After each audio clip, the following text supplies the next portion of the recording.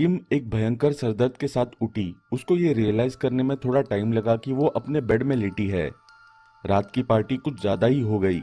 वो आराम से उठी और बेडरूम की खिड़की के पर्दे खोल दिए। सूरज की रोशनी से उसके अंधेरे कमरे में उजाला हो गया।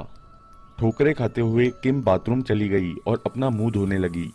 अचानक उसका फोन बजा। वो मुड़ी और देखा कि उसका फोन बेड के नीचे गिरा पड़ा है। हे भगवान, मैं कितनी ड्रंक थी, उसने मन में सोचा। वो गई और फोन उठाया। रिक का फोन था। वो और रिक साथ काम करते हैं और वैसे कल रात दोनों साथ में ही थे। वो अपने कलीग के घर पार्टी में गए थे। किम ने फोन आंसर किया और कहा, बोलो क्या बात है। एक सेकंड के लिए उसे समझ ही नहीं आया कि वो कह क्या रहा था। किम ने चिढ़ के बोला, क्या बोल रहे हो रिक, मुझे कुछ समझ नहीं आ रहा है। वो उसकी आवाज सुन के समझ पा रही थी वो बहुत डरा हुआ है। रिक ने घबराते हुए कहा, किम, शैली की डेथ हो गई है। ये कहकर वो बच्चे की तरह रोने लग गया। किम के सर पर आसमान गिर गया। उसने जोर से पूछा, क्या, कैसे, ये कैसे हुआ रिक? रिक ने रोते हुए कहा, पुलिस कह रही है कि उसने खुदकुशी की है। किम को बहुत बड़ा झटका लगा। उसने बोला, पुलिस के कहने से क्या मतलब है? पुलिस कैसे इन्वॉल्व है इसमें? रिक ने कहा, मैं सब फोन पे नहीं बता सकता।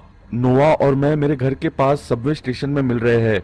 हमें 15 मिनट में वहां मिलो। इससे पहले किम कुछ कह पाती, रिक ने फोन डिस्कनेक्ट कर दिया।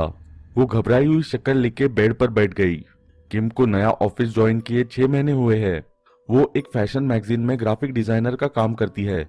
रिक और नोहा अकाउंट्स डिपार्टमेंट में काम करते हैं। वो अक्सर साथ ही घूमते हैं। कल रात वो सब शॉन के घर थे।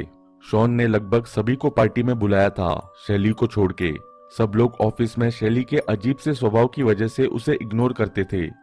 शैली शॉन को पसंद करती थी। उसने उसे 2 बार प्रपोज भी किया था, पर शॉन ने क्लियरली बता दिया वो ऑलरेडी किसी के साथ रिलेशनशिप में है। पर शैली उसके पीछे पागल हो चुकी थी। वो उसे टेक्स्ट करती रहती थी और ऑफिस में भी जबरदस्ती बातें करने की कोशिश करती थी। उसका इस तरह पीछा करना एक हफ्ते तक चलता रहा। फिर शॉन ने अपनी एंगेजमेंट की खबर दी। कल रात इन्होंने शॉन को बैचलर्स पार्टी दी थी। शैली बहुत ही अजीब तरह से बिहेव करने लगी जब शॉन ने अपनी एंगेजमेंट की खबर सुनाई। उसने सबसे बात करनी बंद कर दी थी। 3-4 दिन से वो ऑफिस भी नहीं आई थी। जब किम सबवे स्टेशन पहुंची, उसने सबको प्लेटफॉर्म पर इकट्ठा होते देखा। वहां हर जगह पुलिस थी। ट्रैक को सील कर दिया गया था और ट्रेन भी बंद कर दी गई थी। उसे समझ नहीं आया वहां हो क्या रहा था। तभी उसने रिक और नोहा को आते देखा। उनके चेहरे पे डर था। उसने रिक से पूछा, कोई मुझे बताएगा यहाँ क्या हो रहा है? रिक ने अपने आंसू पोंछे और कहा, शैली, वो आज सुबह ट्रैक पर कूद गई और सुसाइड कर ली। सिक्योरिटी कैमरा की फुटेज दिखा रही है कि आज प्लेटफॉर्म पे कुछ कम लोग थे क्योंकि आज संडे है।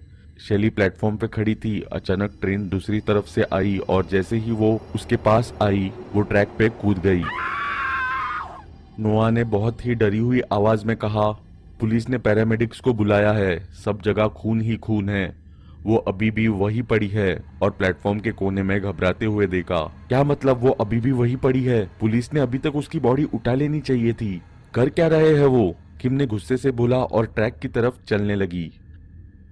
रिक ने उसे रोकते हुए बोला, नहीं किम, तुम नहीं समझ रही हो। वो इससे पहले वो और कुछ कह पाता, किम ऑलरेडी ट्रैक्स के पास थी। पूरे प्लेटफॉर्म पे खून पड़ा था। जैसे ही उसकी आंखें घूमी, वो बहुत ही जोर से चिल्लाई और प्लेटफॉर्म की जमीन पर गिर गई। शैली ट्रैक्स पे पड़ी थी, पर उसकी बॉडी के 2 हिस्से हो चुके थे। उसकी नीचे की बॉडी ट्रेन के नीचे थी और ऊपर की बॉडी बाहर थी। उसकी आंखें खून से भर गई थी। उसकी आंतड़ियां बाहर आ चुकी थी।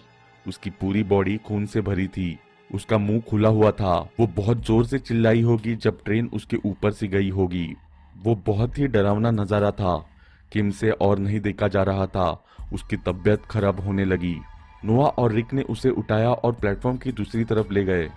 वो उल्टी करने लगी। कुछ देर बाद उसने अपने आप को संभाला और सबवे के सीढ़ियों पे जाके बैठ गई।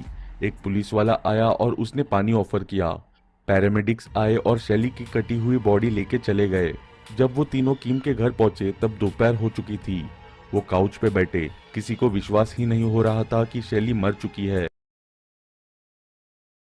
किम एक भयंकर सरदर्द के साथ